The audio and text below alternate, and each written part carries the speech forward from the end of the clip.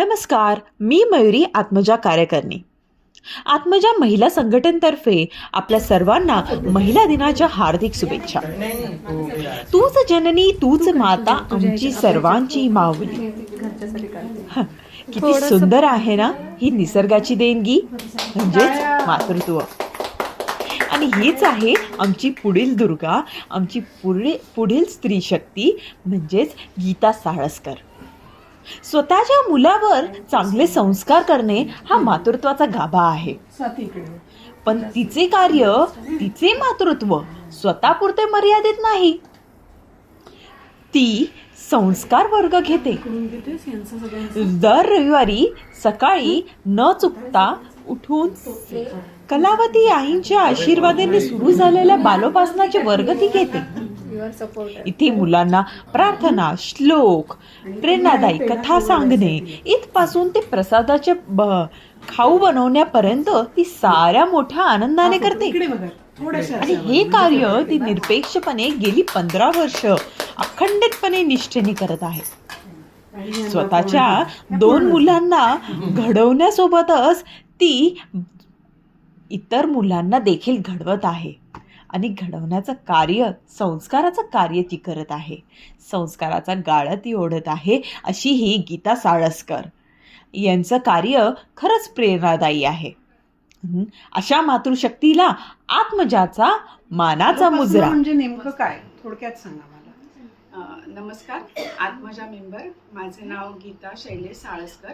आत्मजा जेव्हापासून उभी राहिली आहे तेव्हापासून आम्ही सोबत आहोत. माझे घरी माझे मिस्टर, 2 मुलं असे आम्ही नाशिकमध्ये राहतो. आम्ही आमचे हे आहेत, गुरु आहेत परमपूज्य कलावती आई. त्यांचे बालोपासना नामक एक कार्यक्रम असतो दर रविवारी मुलांसाठी. जशी दर आठवड्याला शाळा असते तसं प्रत्येक रविवारी बालोपासना म्हणून एक कार्यक्रम घेतला जातो.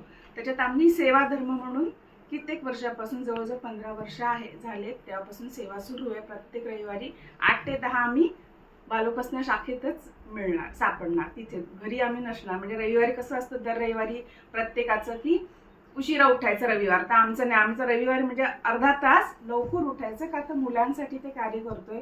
मुलांच्या आधी तिथे पोहोचणं, रांगोळी सेवा आहे, मुलांचं सगळं करणं. मुलांना एक कृष्णाची प्रार्थना आहे, त्याबद्दल ती मंदिरातून शिकवलं जातं. ज्याप्रमाणे मंदिरातून आम्हाला फॉर्मॅट दिलेला आहे, 15 मिनिटं नामस्मरण, नंतर वाचन आणि बालोपासना. संतांच्या सगळ्यांच्या गोष्टींची पुस्तकं आहेत, त्याच्यातून आम्ही 15 मिनिटं वाचन घेतो. तीही आम्ही मुलांनाच वाचायला सांगतो की इंग्लिश मिडियमच्या मुलांना मराठी वाचताना अडखळतात, तर ते शिकवून त्यांच्याकडून वाचून घेतो. तेही छान तयार होतात. असं मुलांना घडवायचं कार्य सुरू आहे. आणि दर रविवारी ते झाल्यामुळे मुलांच्यामध्ये शिस्त, चप्पल काढण्यापासून ते बाहेर प्रसाद घेऊन रोडमधून बाहेर पडेपर्यंत त्यांच्यामध्ये शिस्त बघण्यात येते. हा मोठा बदल मुलांमध्ये जाणवतो आम्हाला.